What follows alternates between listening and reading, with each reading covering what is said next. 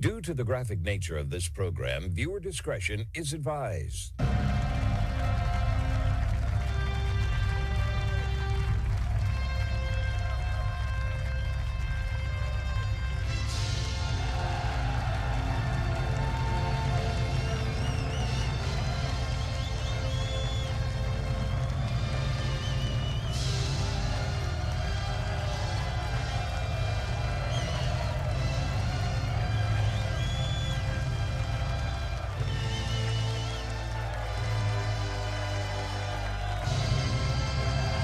Hello, everyone. It is the Thursday, April 9, 2026 episode of The Marco Dre Show. Thank you, everyone, for tuning in to hear today's groundbreaking news right here in America and across the board, where the facts are facts and hard truths thrive. Let's begin the best out of radio, informative, uncensored, unapologetic, and ready to go. Folks, it looks like we're on for tomorrow. The discussions between Iran and the United States will take place in Islamabad in Pakistan.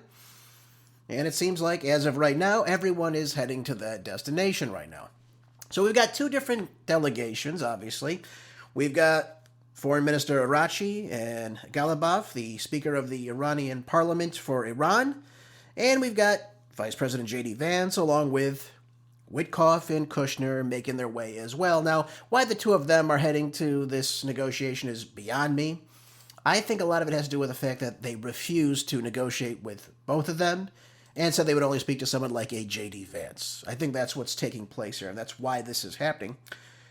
But here we go. At least we have the negotiations that seem to be taking place for tomorrow, unless something, obviously, dramatic happens in between that time. I don't know. But it seems like they're going to be meeting tomorrow for the first round of these negotiations. Let's hope that peace will prevail from this. Let's hope this ceasefire is not just for 2 weeks, but it is a permanent call to the end of this conflict. That's exactly what we need right now. So I'm very happy that this is taking place. There is some difference as far as the negotiations that will take place between the Iranian 10 points and, of course, the American 15-point plan. I don't really know how they will decide this. They're both polar opposites. Vance is likely to demand no nuclear weapons programs, hand over the 460 kilograms of 60% enriched uranium. We also have the demands of stopping enrichment completely after this. Probably a stop to aiding all the proxies in the region, as well as opening up the Strait of Hormuz, which is really the number one key point with the Americans right now. This is exactly what they want. They know the economy is struggling. They know lots of the Asian markets are struggling as a result. The European markets are struggling. Gas prices are continuing to rise. They want an end to this. Trump does not want to be seen as responsible for this.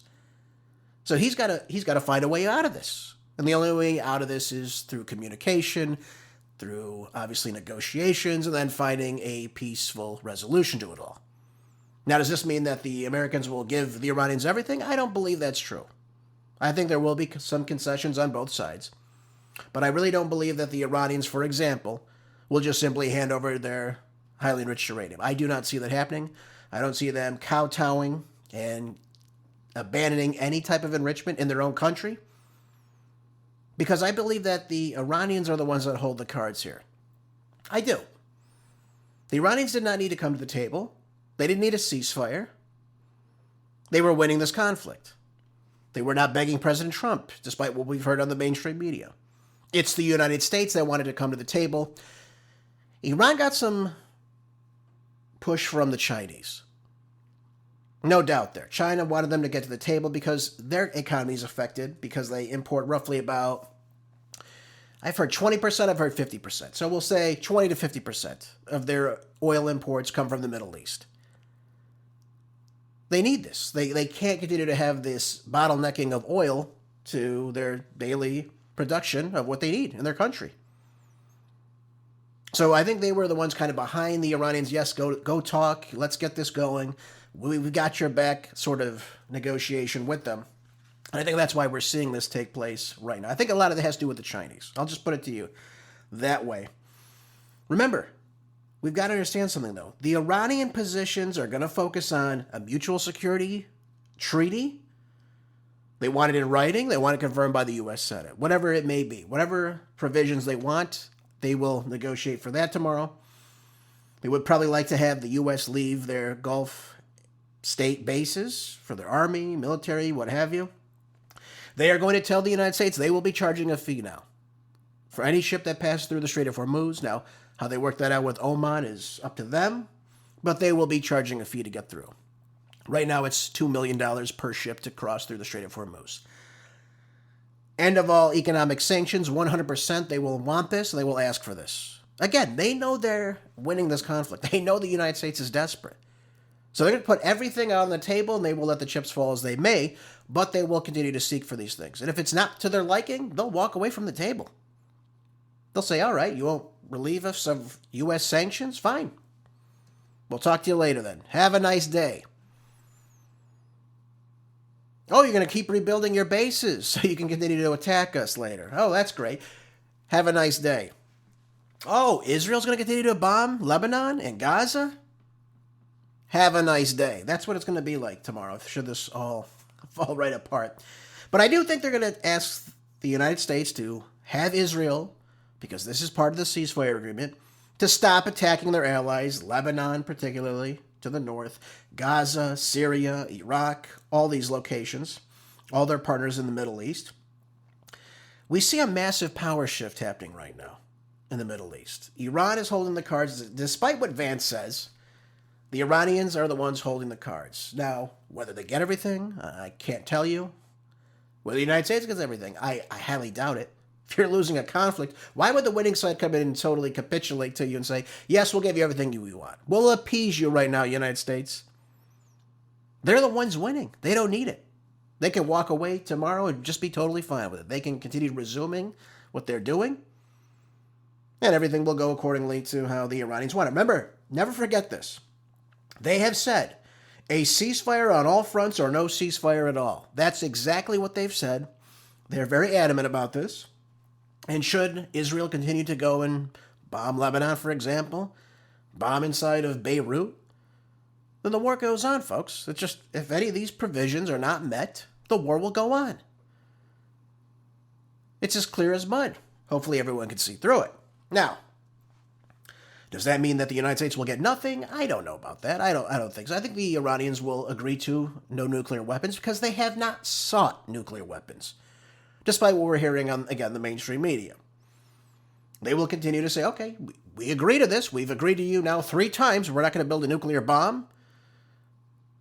We'll allow you to come in and inspect, but we are going to enrich to a certain level. I think it's on their terms. They were going to give us 3.5% before. Who knows what they might say this time. It's probably going to be to their liking. That's the end result of this. By the way, like I told you on yesterday's show, we could have had this last June. Everything could have been fine. We didn't need this war. But we've allowed Israel now to come in now, twice, and bomb Iran. Second time killing the Ayatollah, obviously members of his family, members of the military brass that were meeting with him that day. Everything that could go wrong went wrong. How can we come in there and say we've got all the cards when we went in there and we assassinated the sitting Ayatollah right then and there? And they expect the Iranians just to flop over? Not going to happen. Not, especially with the momentum they're seeing right now. Not going to happen. Mark my words on that. But here we go. This is out of Just the News. Caroline Leavitt said on Wednesday, I can announce that the president is dispatching his negotiation team, led by Vice President of the United States, J.D. Vance, and Special Envoy Witkoff. There we go. And Mr. Jared Kushner. What does Jared Kushner have to do with anything here, by the way? He's not a negotiator. He doesn't work for the government. He has no title. And what the hell experience does Witkoff really have outside of real estate? What do they bring to the table that can ensure peace in the United States and peace in the Middle East? Absolutely nothing. Now, Vance is different. Vance has a political career ahead of him that he wants to obviously bolster up. This will look good for him. It'll show that he's a positive negotiator, that he has good relations with other foreign countries. This could be a good look for him moving forward if he's able to achieve this. But if he goes in like a Witkoff or a Kushner and starts demanding everything under the sun, it's just going to fall apart right in front of our eyes. These are going to be complicated, make no mistake about it, but I do believe, and I pray to God that this tomorrow could possibly be a means to end this. Now, we've got to be very clear about what's going on here, though. The United States is still sending resources to the region. They're still sending 10,000 Marines. So it's not like everything is just in a standstill right now. Things are still happening behind the scenes. Make no mistake about it. By the way, the Iranians still have missiles that they still have not sent out yet. Brand new technology they have yet to use. And they're not depleted with their stockpiles. Don't believe that. That's not true. They've demonstrated very clearly that they can hit what they want to hit, and they have enough to do so. Remember, which ones are calling for the ceasefire? Always remember that. So, despite all this, I hope President Trump can rein in Benjamin Netanyahu. I hope he can. Israel will be a part of that. Lebanon will be a part of this ceasefire right now. And should anything happen in that, you're going to see the war continue on. Now, whether or not Trump will do that, probably not. Probably not. I don't believe he will. He hasn't done anything yet. There's supposed to be a ceasefire in Gaza right now. They're still inside of Gaza, shelling people, killing people. Never ends. There's supposed to be a ceasefire with Lebanon right now. Look what took place just yesterday inside Lebanon. We'll talk about Lebanon and Israel in a little bit. Let's talk about right now what's taking place in the Strait of Hormuz. Now, this was part of the original ceasefire. And it seems like really the ceasefire hasn't even taken place yet, though we talk about these negotiations. So the Wall Street Journal, it says here that only a small number of ships now began transiting through the Strait of Hormuz on Wednesday after President Donald Trump announced a 2-week ceasefire between the United States and Iran. Oil tanker traffic has already been halted as of Wednesday evening local time following Israel's attack on Lebanon, according to Iran's semi-official Fars news agency, which has closely affiliated with the Islamic Revolutionary Guard Corporation. Okay, so what's taking place in the Strait now? Is the Strait open for business? We all heard yesterday, okay, the Strait's going to be open. It's not open. In fact, only 4 ships were allowed to pass through just yesterday, the fewest so far in April. Down some more than 100 a day since before the war. I mean, this is what's going on. The Strait is not shut down, but it's only allowed ships that are going to be trading in the Chinese yuan and ships that Iran has said you can pass through. That's what it comes down to. Everyone else sits still for a while. Now, brokers say dozens more are expected to move out or in the Persian Gulf in coming days. Now, whether or not that happens, if the ceasefire holds, which to me it's probably not going to hold for very long, although I hope it does. But right now the traffic remains a little trickle right now, if you will. The bottlenecking of ships waiting to move through is more than 425 oil and fuel tankers just right now, nearly 20 vessels carrying liquefied natural gas as well. The deal to halt the hostilities doesn't mean that the shipping lanes will return to normal anytime soon. And by the way, I said this yesterday on the program, and I'll say it again today. Everyone is going on saying, listen, we've opened up the Strait, now everything's just going to flow freely. That's not true. You've got to understand something. All of these oil refineries, all of these tankers, they're just in standstill right now. A lot of these oil refineries are offline. It's going to take a long time before we can come back in and say, okay, we've got to restart the process, get everything up and running. This takes months on end, folks. Whether you're drilling for it, whether you're refining, this takes months on end to get these pipelines up and moving again. All this takes time. You'll all remember when Joe Biden shut down the Keystone XL pipeline. President Trump opened it back up, but it takes a certain amount of time to get things up and running to where they previously were. And right now, everything in the Middle East has really been shut down for this past, 40 days now? This is where we are. So it's not going to just happen overnight that everything just returns to normal. Let me just put it to you that way. Now, Iran told its mediators that it will limit the number of ships crossing through the Strait to about a dozen a day. The Iranian Navy, by the way, this is interesting. The Iranian Navy, I thought we sunk their entire Navy, right? We sunk 150 ships, right? That's what Raising Cane said yesterday. We decimated the military, the Navy, their Air Force, everything inside Iran has been destroyed. Well, then how is the Iranian Navy warning ships anchored near the Strait that they would need Tehran's permission to cross? Does anyone want to explain that to me, folks? Or does destroying 150 ships not mean anything in this war? That's exactly what it means. You know, we can decimate ships and sink them to the bottom of the Persian Gulf. It doesn't mean anything. We can hit missile launchers. Doesn't mean anything if they have mobile missile launchers they can activate right away. Doesn't matter. So we've got to be clear about what is going on right now, folks. And obviously, Iran is very much in control of that strait. They know exactly what they're doing. They control that 21-mile strip of ocean between that small strait, and they're going to continue to control it after this war. This is what I'm saying to you when I say there's going to be a massive power shift as of right now. This is why I'm saying this to you. Iran is going to make a lot of money off this, and the United States has simply allowed this to happen. But one more thing is very important to understand. Not only are they going to probably trade just in the Chinese yuan, they're also going to allow Iran not only to bring in more money for their economy, but this whole thing causes a massive power shift in the region, but it's also going to rise prices of the ships moving through. They have to now charge $2 million per ship that comes through that region. What do you think is going to happen to the cost of those goods or the product at hand on those ships? It's going to cost a lot more to ship them. Therefore, that cost gets translated to the consumers wherever that might be going, whether most of it's going to Asia. So those prices are going to go up. So what did we really win out of this whole war? Absolutely nothing. It seems, again, everything's shifting in favor for Iran at this point. Very little going to the United States. Now, maybe we get their negotiation to cease a nuclear weapons program, but they haven't been building one, folks. That's the stupidity in this entire thing. They were never building one. Now, we could say they're building one. We could say, hey, look, they've got 60% highly enriched uranium hexafluoride. Well, that's great, but that's not enough to build a nuclear bomb. Now, they can build a nuclear bomb, but they're not. That's the problem. All the intelligence points to that. Let's just be clear about that.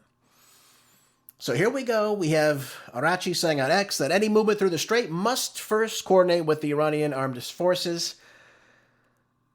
Yep, there it is. Giving the country the power to speed up or slow down passage depending on the progress of negotiations to finalize peace with the U.S. and Israel. Never forget this. The Iranians have linked Israel in all of this. If Israel continues to do what they're doing, if they break ceasefires, then the fighting continues. And if any vessel tries to transit without permission, they will be destroyed. That's what the Navy said on Wednesday, just yesterday. So yeah, it's everything to me, folks, shows that the Iranians are very much in control of what's happening right now. And that will continue moving forward. They understand the momentum. They understand they have the strength. Vance can talk a big game, but it's simply just not going to do much more than that. Let's just be very clear about this. So, knowing all this, get a load of this, though. We got roughly 250 ships that have used the system, most Iranian or shadow fleet vessels supplying Iran. And this is all that's passed through this entire time. So, again, it just goes to show you that the Iranians are, again, very much in control of what's taking place right now. Not a shock at all, certainly not a shock to me or you that listen to my show every day. But a lot of people in the mainstream media, well, they never agreed to a 10-point plan. Israel wasn't on it. Well, Israel was on it. Lebanon is involved in this. They're coming out and saying, yes, they were involved in this. And Iran is the one that holds the cards right now. Anyways, here was Vance. I believe this was yesterday evening. Don't quote me on it. Or this morning. This is what he had to say about the negotiations moving forward. Let's take a listen to clip one. This is going to be one of the main subjects of negotiation is that we want Iran to not be able to make a nuclear weapon. We want the nuclear fuel, which is something the president has made very clear. And there, again, the way to think about this is the United States has certain demands and certain things that we want. The Iranians have things they can get out of the negotiation. The more that they're willing to give us, I think the more they're going to get things out of this negotiation. The president's talked about sanctions relief. The president's talked about economic partnerships and things like that. That's not going to happen unless the Iranians make a firm commitment to stop anything close to the development of a nuclear weapon. And frankly, the president has all the cards here. We've got a lot of leverage. We've got a lot of things that we can do. But right now, I think that we're in a good spot. Well, if all he wants is the nuclear weapon program to be dissolved, then we've already got it. There's no need for anything else. If all this was just to say the Iranians are not building a nuclear bomb, folks, this is all for nothing. Let's just be very clear about this. They were never building a nuclear bomb. They haven't been building one since prior to 2003. They had ideas to build one. but they never had nuclear bombs. So this fear-mongering that I continue to hear all the time, number one state sponsor of terror, big lie. They're building a bomb, they're going to build one in 2 weeks. Again, big lies. No truth to it whatsoever. Again, I encourage everyone to listen to Tulsi Gabbard. Joe Kent has uttered the exact same things. This is coming straight directly from our own intelligence. The Iranians are not building a bomb. They pose no imminent threat to the United States. So if the only thing that we're going to get out of this is the Iranians have agreed not to build a bomb, well, folks, we've had this now since last June. And by the way, we've had that since before then with the JCPOA, that they're not going to build a nuclear bomb. That's just the way it is, folks. And if all this was just for that, this is the most ridiculous war ever started in American history. I'll just put it to you that way. By the way, this is out of Zerohedge. Let's move on to this in related news.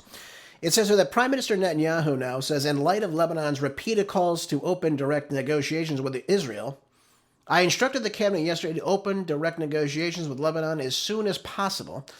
The negotiations will focus on disarming Hezbollah, not going to happen, and establishing peaceful relations between Israel and Lebanon. This is amazing to me. Where does he get off saying this to the Lebanese? You're the one that has invaded them during a ceasefire. You're the one that's killed, 250 people just yesterday? They put 100 bombs in 10 minutes into Beirut and its suburbs? It's unbelievable. Why are they even in Lebanon? Does anyone want to answer that to me? And by the way, I thought Hezbollah was completely dismantled. Again, another lie that we continue to hear. Is President Trump going to be able to allow Netanyahu to stop this? Is he going to tell him that this is it, you've got to stop doing this? I don't see that happening. The President Trump has requested, listen to this, requested. We demand everything from everyone else, but we request that Israel reduce its bombing of Lebanon. That's not going to work with the Iranians. And that will be front and center tomorrow at these negotiations. Mark my words. Now, there are some caveats. A senior Israeli official said that the negotiation will begin in the coming days and is not yet happening. The negotiation will take place under a fire, meaning there could be continued strikes unleashed on Lebanon. There we go. So there we go. I mean, again, if the Iranians see this, that the attacks on the Iranians to the north continue to happen, if they continue to see people getting killed, then the war resumes. And they will make that very clear tomorrow. Now, in light of all this, we're seeing the oil stocks are now dumping off right now as a result of the so-called ceasefire. Now, whether or not that lasts, only time will tell. But this is interesting. This came from President Pezeshkian, and I want to read this to everybody right now. This just tells you how dedicated they are to the Lebanese. It says here that Israel's renewed incursion into Lebanon is a blatant violation of the initial ceasefire agreement. This is a dangerous sign of deception and lack of commitment to potential agreements. The continuation of these actions will render negotiations meaningless. Our fingers remain on the trigger. Iran will never abandon its Lebanese sisters and brothers. So that's a big call out to Netanyahu that if you're going to continue to fight inside of Lebanon, you're going to continue to attack, make these ridiculous demands that Hezbollah has to be disarmed. The whole reason Hezbollah exists is because Israel invaded them in the first place. That's the whole reason behind it. Let's make that very clear. They're not going to disband themselves. What, so you can go in and attack them yet again? Let's understand, who is attacking who here, folks? Let's just be very clear about it. And obviously, this is something that people don't want to admit, but that's the truth of the matter. That's what I can only tell you the way it is. Hezbollah was formed because of Israel's attempt to invade. And of course, Hezbollah sent them running back. This is the truth of the matter.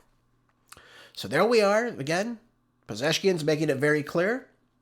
And I think tomorrow you will see Arachi and Galabaf be very clear about what's taking place, especially with Israel in regard to them. And of course, obviously they're going to address that the killing of the Ayatollah was, again, by Israel. So any security agreement with the United States is going to have to link Israel to it again.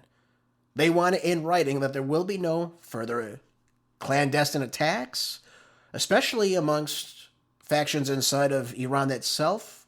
Think of the Kurds, the Baluch, the Mujahideen al-Khalq, other Arab groups. There's not going to be any of that anymore. Not arming them, not aiding them, not giving them intel to do whatever in the country. All that is going to stop. Because they know exactly what's going on. The Iranians are not dumb, folks. They know exactly what the U.S. intelligence agencies were doing, the CIA, Mossad, MI6. They know exactly what's going on. And they're going to make everything very much well known tomorrow. Because, again, they're the ones holding all the cards. Despite what J.D. Vance tells us. Can you believe this, though? 250 people killed in a single day after the United States agreed to a ceasefire. Again, linking Israel to it. Now, what Netanyahu would give them? Again, I don't know what they would achieve in these negotiations. They're probably going to tell them to get the hell out. Get out of our country. Stop invading us. You're not going to take everything south of the Litani River. So don't even try it. And if you do, you're going to have Iran, and you're going to have the Houthi rebels inside of Yemen continuing to fire into Israel. And you'll have Hezbollah to the north. We're not disbanding. We're not going to bow down to you. You don't own us. You don't get to tell us what to do. That's what it's going to come down to. So let me just make that very clear to everyone listening. You know, I can't believe this, though, that what's taking place right now, the constant war that we find ourselves in. And by the way, let me be very clear about this. All the munitions that Israel is using inside, whether it be Gaza or Syria or Iraq or inside Lebanon, all that has to do with what we give them. We give them $3.8 billion every single year for their military. And they either build arms or they buy arms from us. But without that, they don't have a military. They don't have an IDF. They have nothing.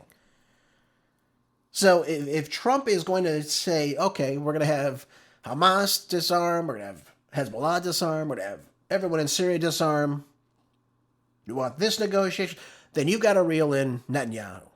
That they stay within their borders and they stop attacking their neighbors. That's going to be a primary topic of discussion tomorrow, I think, and whether the United States walks away from it, which I imagine that's why Witkoff and Kushner are there, to speak on that behalf. And by the way, don't think that J.D. Vance is not aligned with that, too. But they will be there for, again, the Israel vote tomorrow. So let's just be very clear about that. Folks, also, one other topic I want to discuss, too, with you next. This just relates to what's going on. This is out of the Hill yesterday evening. It says, automatic registration for U.S. military draft to begin in December. Look how things are heating up. Remember, Trump ran as a peace candidate. Now we're talking about making it mandatory to, well, be in the military draft pool. By this December, this is what it looks like to me. That's what it's showing here. It says here that the Selective Secret Service, service system, rather, the government agency that mandates a database of men to be called upon to serve in the case of a national emergency, submitted a proposal to the Office of Information and Regulatory Affairs on March 30th, right during this war. Isn't that interesting? Now, most men between 18 and 25 are already required to register with the Selective Service, but automatic registration was mandated in December of 2025 as part of the fiscal 2026 National Defense Authorization Act. No shock there. Now, they talk about ways, this is a ways to save money. You got to automatically do this. You'll automatically put in here. Now, let's keep in mind, the draft has been done away with since the Nixon administration in 1973. Are we talking about now reinstating the draft? Now, many people have questioned whether the U.S. military draft could take place amid this war with Iran, which again is alleged to be in a 2-week ceasefire, which if that lasts, of course, we don't know yet. I mean, it doesn't seem to be even sticking right now, so the chance of it falling apart is very high. Obviously, we hope not. But this is interesting. Caroline Leavitt said back in March, she was asked about this, and she said, while the draft is not a part of the current plan right now, President Trump wisely keeps his options on the table. So, if we need you, well, you got to do it now. We got to call you up. And by the way, failure to register, let's say you're defiant. Let's say you're a conscientious objector to all this. Okay? Let's pretend that that's the case. It's now considered a crime and can prevent people from, for example, receiving state-funded financial aid for school, employment in numerous states, cause ineligibility for many federal employment opportunities and jobs training under the Workforce Innovation and Opportunities Act, and can carry a fine of up to $250,000 and jail time for up to 5 years should you not want to go and die in the Middle East. Interesting, folks. Very interesting. By the way, one thing that I thought was interesting about this article, too, it says, in addition, immigrants who do not register may lose their U.S. citizenship. Does that include illegal aliens, too, by the way, folks? Is this going to be like a way to remove ourselves of illegal aliens in this country? Should they not sign up for for the draft here? It's amazing to me. Look at that. Good thing, though, about this, women are still ineligible for the draft. I like that. We don't want to have women out in combat. I never want to see anything like that ever. But unbelievable, though. We're not talking about reinstating the draft in this country. It's amazing to me. Many people re-enlisted. They thought, yes, I want to at least serve my country in some way.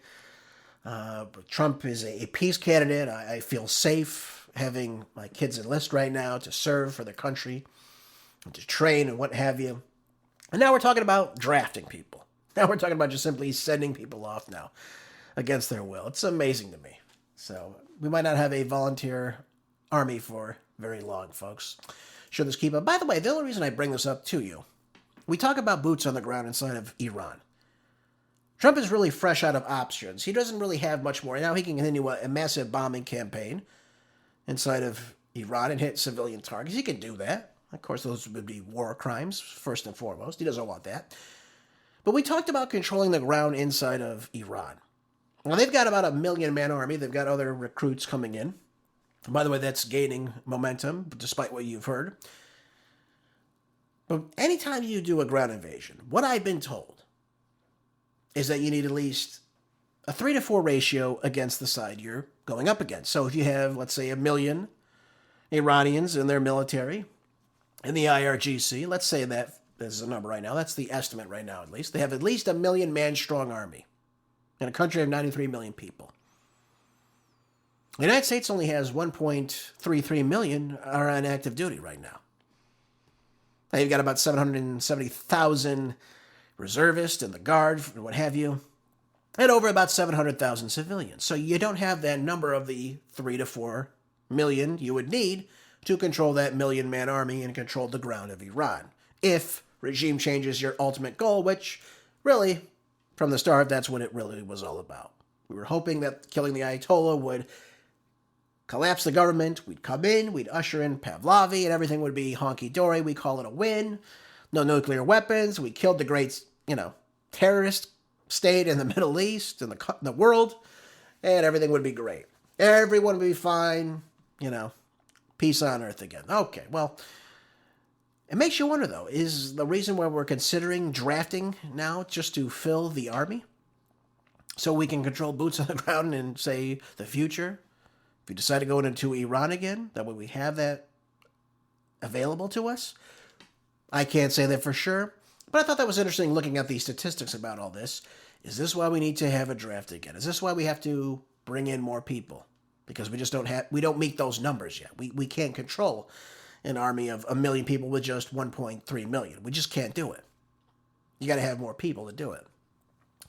So, knowing that, that's something to think about, ladies and gentlemen. If you want your kids to join the military, again, I'm sure it's a wonderful experience, and you're doing a notable cause, but do you want to send your kids to war over something like this? That's what I ask you. I think most people would say, hell no. All right, let's move on. By the way, let's talk about some domestic issues right now. Let's move over to that front right now. And by the way, in another development I have for you, let's take a look at this in the Gateway Pundit.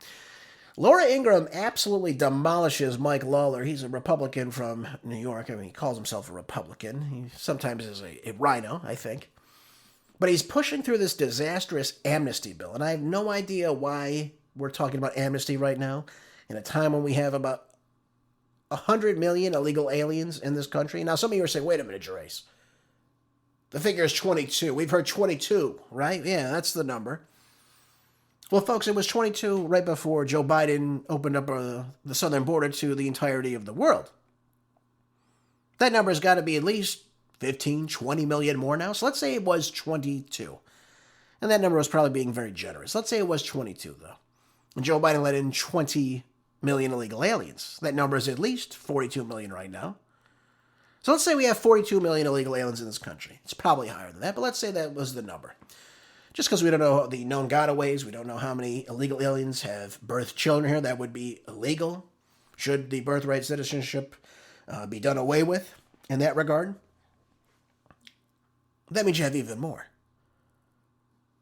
But let's just say we're generous right now. Okay, 42 million illegal aliens. We know we have 55 million, 55 million people that are still in the country that have come here on a student visa, work visa, what have you, that have expired, that are no longer viable to be in the United States.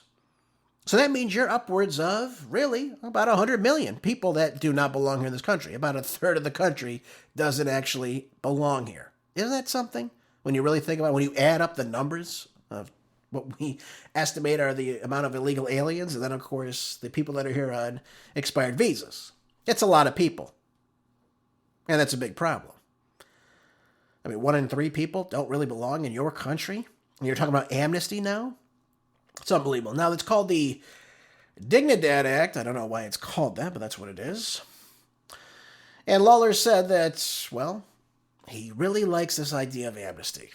In fact, he penned an op-ed in the New York Times earlier this year saying, along with building on Mr. Trump's border policies, a realistic plan would provide a path to legal status, not citizenship, for long-term illegal immigrants, which, again, are illegal aliens. They're not immigrants, they're illegal aliens. The two are totally different. Without criminal records. I love this. Every time we go, hey, we got to be hard on the illegal aliens. Well, they don't have a criminal record, though. No. They have no criminal record. They've never been arrested. They can stay here. They can come and violate our laws. Doesn't matter. Everything would be fine. So long as they have no criminal record, right? Well, it gets worse. He said this path would be rigorous and fair, and it would aimed to keep families together. That's our number one focus. Keep families together. Not get the bad guys off the street selling drugs to kids. No, don't worry about them. Don't worry about closing the southern border from the Mexican drug cartels that allow fentanyl, cocaine, heroin, methamphetamines, weed, and God knows what other illicit drugs come across that border, guns and what have you. With their allegiance to Mexico, not the United States. How about that? How about getting rid of the Mexican drug cartel gangs, MS-13 gangs, all these other gangs that have allegiances abroad? Well, of course, none of that ever is talked about. But he said fair means for those who benefit would face mandatory work requirement, forego public assistance, and pay fines and any back taxes they might owe. Well, that's going to be a lot of money. Let's say you've been here for 20 years. You've been working legally under the table. How much money would you owe? It's amazing to me that they would even consider all that. I don't think that people should get away with not paying their taxes if everyone else has to do it. But let's talk about that for a second. He talks about a criminal record. Does everything have to be robbery or violence or rape or murder to be a crime? If you're here illegally, let's say you're a legal alien, and let's say you drive a car every day. You got to drive a car to work. Okay, that makes sense. How do you get there without a driver's license and you're driving a car? That means you're driving under either a false driver's license or you have no driver's license at all. That's illegal, isn't it, ladies and gentlemen? Okay, that's one way to look at it. Are we just say that no illegal aliens in this country are driving vehicles right now? I would say they probably are. Okay, that's what's said about that. How do they get a house?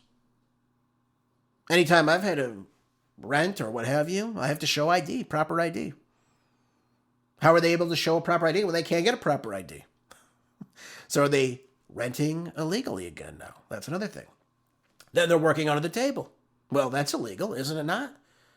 Are they paying taxes the way we're paying taxes with the federal income tax? How can they? They don't have a social security number. Are they stealing a social security number? All these questions come into mind when we're talking about fairness and what it means to have a criminal record and what have you. But this is a problem, folks. This is a major problem. Just to say, you know what, if you're here and you weren't convicted of killing anyone, you could stay here in the country. If you didn't rob a store 35 times in California, well, you're all right. You're okay.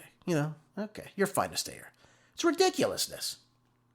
Why would you approve or applaud somebody for doing something the wrong way? Doesn't make any sense, does it, folks? Unless Lawler has a different scheme here. In other words, the Republicans, maybe of which his district has, utilizes illegal aliens in some way. No, I don't know that for sure, but, the Republicans like the cheaper labor. They like the illegal aliens coming in because they can exploit them, number one. They get them to work however they want them to work, and they can pay them whatever the hell they want to pay them. Doesn't matter. But here's the other problem. How many of these illegal aliens are now on government SNAP programs or receiving welfare or getting assistance for free health care or what have you? I've told you many times before, Gavin Newsom has allowed, $250 million of the California taxpayer money to be given to illegal aliens only to access health care in the state of California, who is in massive, massive debt right now, too, by the way, folks. All this is a problem. And when you allow this to happen, when you allow this to take place, you reward bad behavior. It's not good behavior, it's bad behavior.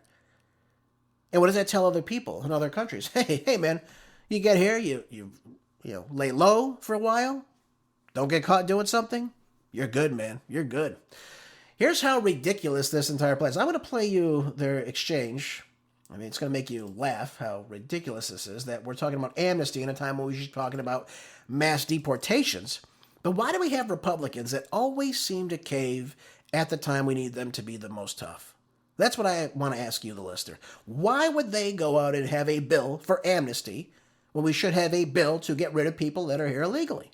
Doesn't make any sense. But I'll let you decide. Let's take a listen to clip 2. Criminal aliens, 100% should be removed from this country, period. And the bill provides for that.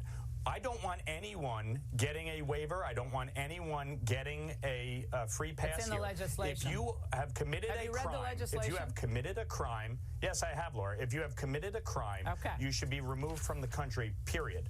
Number 2, what we are trying to do is say, if you have been in the country for more than 5 years, in other words, if you came here during Joe Biden's administration, you don't qualify. How do you determine that? You don't qualify under this legislation. All of this sounds great. It's very clear. A simple question. It's very clear. You have to be in the country before 2020. All right, let me just pause for a second here. It goes a little bit longer. We'll play the end of it in just a moment. Why would that matter how long you've been in the country? If you're here illegally, you're here illegally. What, if you're here for 10 years illegally, all of a sudden it's fine to be here and you could stay here? Again, these stupid ideas are what's causing people to say, hey, so long as I can get in here, I just lay low for a while. Some dummy in Congress will say, you know what, it's okay. If you've been here for more than 5 years, you're good to go. Don't worry about it. We'll get you a path to citizenship. We'll get you a nice little green card. We'll get you an ID. We'll get you this. We'll get you that. We'll get you working. And then at the same time, we're going, what about the Americans? Oh, well, they don't want to work those jobs. You know why they don't want to work those jobs? Because they pay crap. That's why. And the reason why they pay crap is because they can get people like illegal aliens or these newly immigrants on these welfare programs to come in and take these jobs for less. That's what it comes down to. So the jobs that maybe would go to a teenager or perhaps a college student trying to make ends meet while they're attending classes, those go to now the illegal aliens. That's what it comes down to. Those jobs, these menial jobs, I have nothing against these menial jobs, by the way. Everyone starts off doing menial tasks and what have you. But they should be going to kids. They should be going to American kids working these jobs. A college student, someone try to make their way through. You know, maybe they graduate high school, maybe college isn't for them, but they work this job while they're doing something else on the side. That's what I'm saying right now. But yet, who are these jobs going to? Primarily, they're going to illegal aliens in some cases, or immigrants that come in this country. Now, do we need immigrants to work at a Starbucks or a Best Buy? I don't think so. I'm not saying there's anything wrong with that. You could always work yourself up, but there should be some sort of plan there. You don't need to bring in people to work menial jobs in the United States, though, folks. Let me just put it to you that way. But Mike Lawler says that's okay. But he has no way to determine if these people are even meeting this program threshold of which he has endorsed to put in place. And you'll hear it in just a moment. Take a listen. Yeah, you have to be in the country before 2020. So anybody who came... Please? Yep. All right. Please tell my audience, because they're very smart. Yep. How does an immigration officer determine, millions and millions, determine continuous presence, and tell me the considerations they take into account to determine that? Well, look, if they cannot prove that, if they cannot prove continuous presence, they wouldn't qualify for this. You have to be able to meet the qualifications. I just asked you a question. How do you determine it? You have to be able to meet the qualifications of the program, and that means the Department of Homeland Security is going to they are going to make the determination, as they always have, rules based on the current structure and guidelines that are in place. So how do we know that they've been in this country for at least 5 years then? Like, you just lie and say they've been here for a certain amount of time. If they know something ridiculous like this is being passed, it's not difficult. And meet strict employment requirements. First of all, how are they even working? No, they've never broken any laws except, these laws right here. Unbelievable. So they've broken, tax codes? They've avoided getting a proper driver's license to work a job, to own a home. Do they buy alcohol in this country? How are they able to get away with all this? It's unbelievable. But Lawler wants to reward bad behavior. And he can't give a solid answer as to how DHS officials would be able to determine if someone was an illegal alien in this country and how they would qualify for this new program, this Amnesty for All, which is what he's talking about, despite not saying it, for all illegal aliens in this country. This is what a Republican is pushing. We've had other Republicans do this before in the past, and I say to myself, what are we doing here? This is no better than any Democrat-run program. It's unbelievable.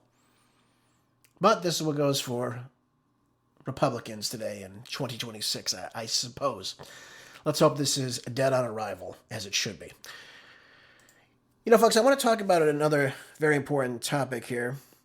Let's slide over to something else to stir things up, just to enrage me today. I saw this yesterday evening, and I couldn't even believe this. But it is the truth. This is what's taking place right now. The New York Post says that the deranged homeless man accused of savagely butchering Iryna Zarutska, the 23-year-old Ukrainian refugee in Charlotte on the light rail train, has been found incapable to proceed on state murder charges, folks. Apparently, DeCarlos Brown Jr. has been deemed he can't stand trial. He's mentally incompetent. Amazing, isn't it? The results were previously sealed in state court and were only revealed as the motion was filed. Look at this. Look at this. His attorney asked that the court delay his competency hearing by 180 days. So let me ask you this question. This is important to me. A young girl was murdered viciously, stabbed to death for no apparent reason whatsoever. And they say now that Brown is incapable from standing trial. It's amazing to me. So let me ask you this. If he's incompetent to stand trial, how did a judge find that he was able to be released from police custody? This guy had been jailed, I think it was over 15 times, if I'm not mistaken. I think that was the number of times he had been arrested in the past since 2007, if I'm not mistaken, was the time. 15 times since 2007. Yet there he is on a train. Apparently he's mentally out of it. He doesn't know what the hell's going on. Freed on cashless bail, after a magistrate judge released him with a written promise to show up for court after placing a bogus 911 call. Again, ridiculous. If this guy's mentally incompetent, if he can't even stand his own trial, why would you release him back into the public? To live on the streets? To commit more crimes like what we just saw? Something's not adding up here, folks. So if she knew that he was, again, mentally ill, or, again, just insane, that's what it is, then why would he be released back onto the streets if you have an insane man now walking the streets of Charlotte? Again, doesn't make any bit of sense here. It is time we hold these judges accountable. First and foremost, any of these magistrate judges, any of these federal judges, any of these appellate court judges that allow people back on the streets that should not be back on the streets, that go out and commit these awful, heinous, vicious, violent crimes, they need to be held accountable. That's the way we stop this nonsense from happening. If Brown all of a sudden was insane, why is he back out on the streets? This never had to happen. Yet it did because we have these leftist judges that allow these things to happen. And a woman lost her life as a result of this. Now we can praise Josh Stein, the North Carolina governor, for signing Iryna's law, which prevents the cashless bail for some, it should be all, but it's some violent crimes and repeat offenders, and improves checks on criminals and released on bail. But that's not good enough. This man was clearly mentally deranged. And now they're saying, well, you know what? You can't be held accountable for your actions. A load of crap. Absolutely 100% a load of crap. He murdered a woman in cold blood. And by the way, they're saying he's mentally out of it. He's insane, whatever, doesn't know what's going on. I call BS on this. Right after he stabbed her, I listened to the footage myself, disgusted as I was. I listened to the footage. He said, I got that white B word. So he knew exactly what he was doing. Don't give me this nonsense. He doesn't know what the hell's going on. Again, coddling these criminals that should be, really, death penalty, I'd say, for this one. Absolutely, 100%. But this is the way we live today in this country. I'm not saying the death penalty just wipes away all the bad things that somebody does. Obviously, there's still hurt for this family and what have you. But look at him, meandering the line train that he was on, dripping with blood, saying, I got that, I think he said white B word. I know he said I got that B word. I think he said I got that white B word. Knew exactly what he was doing.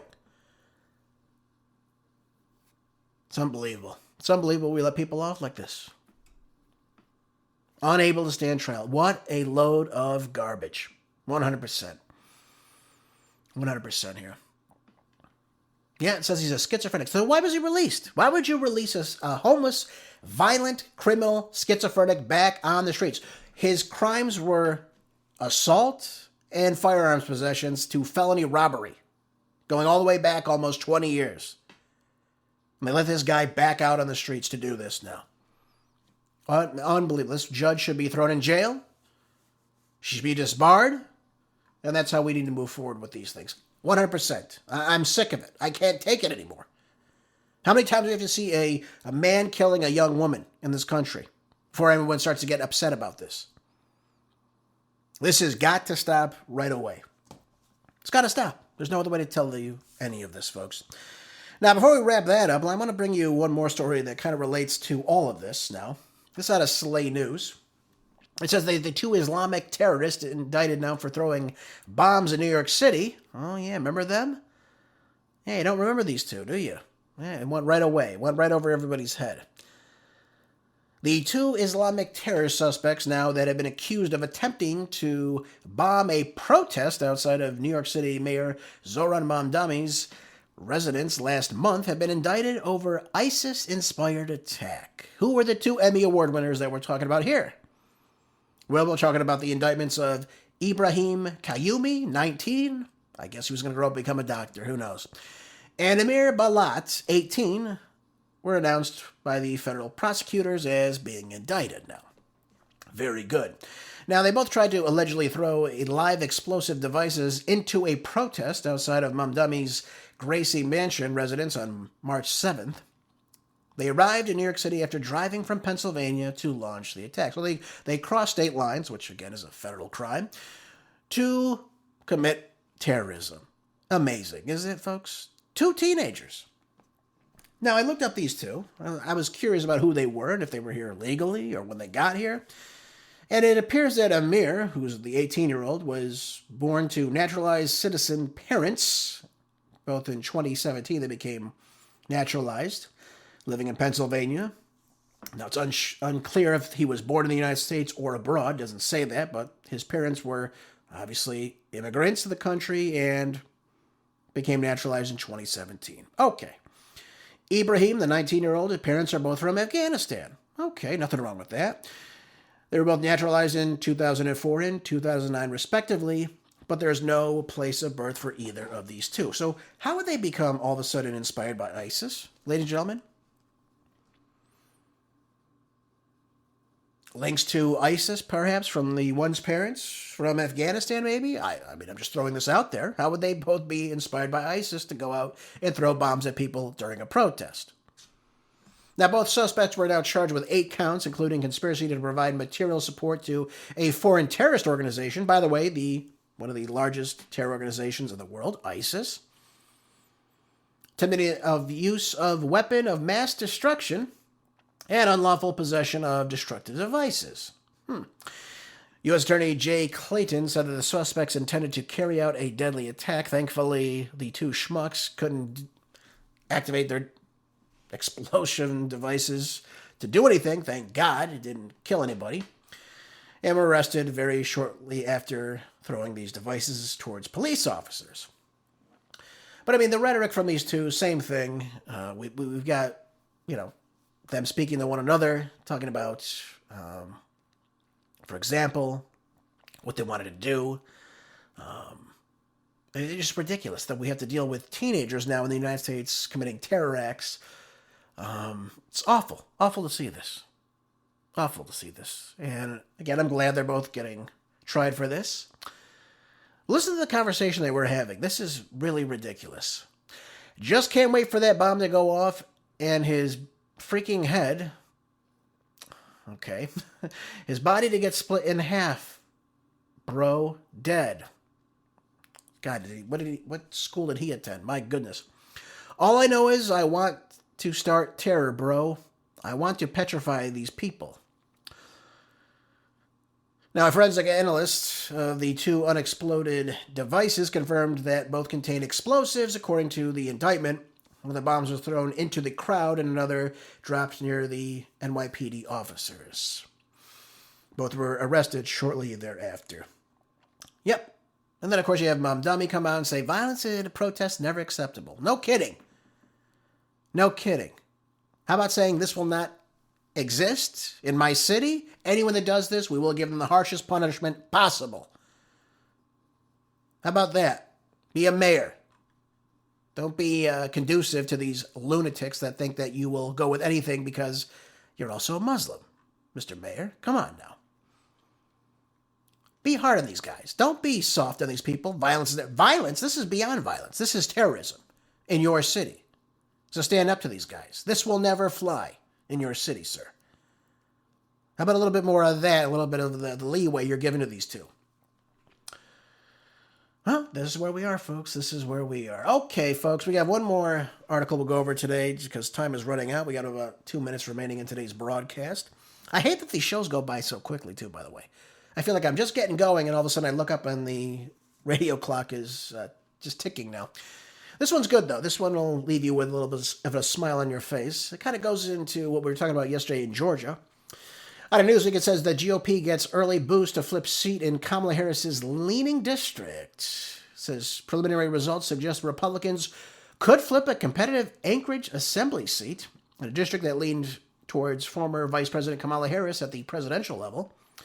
With thousands of ballots still outstanding and additional mail-in ballots yet to be counted, the gap could still narrow, widen, or potentially flip as results are finalized. Now, why does this matter? It matters because we're seeing a trend still leaning towards Republicans, even in some of these currently held democratically run districts. The Democrats have been targeting Alaska for quite some time now for possible gains in the year, but it looks like the potential GOP pickup in a Harris-leaning district could complicate this path for the Democrats. Again, they've been eyeing the Democratic propositions here in Alaska for a while, but it looks like they're on track to flip this once-held assembly seat in Anchorage based on early unofficial election results released on Tuesday evening. So I just say this to you, folks, because it's showing a shift that, yes, it is still possible at the local level, at the state level, to win as a Republican if you have good policy positions. And moving forward, anyone who's running in the 2026 midterms for Congress or U.S. Senate, you've got to come to the table with some good positions. That's what it's got to be like. You've got to have solid positions that benefit the state of which you live in. Whether you're running in the state assembly or when you're working for the federal level at Congress or mayor or governor or city council, what have you, you got to have good positions, folks. And you got to keep those solid conservative positions. I'll just leave it to you that way. That'll be it for the show today, folks. Thank you again for being here so much. I appreciate you as always. Make sure you're storing up any food, water, ammo, money, gold, whatever you need to be self-sufficient, especially as times are hectic. I'll see you back here for more on the next Marco Dure Show. Until then, be good, stay busy, and God bless.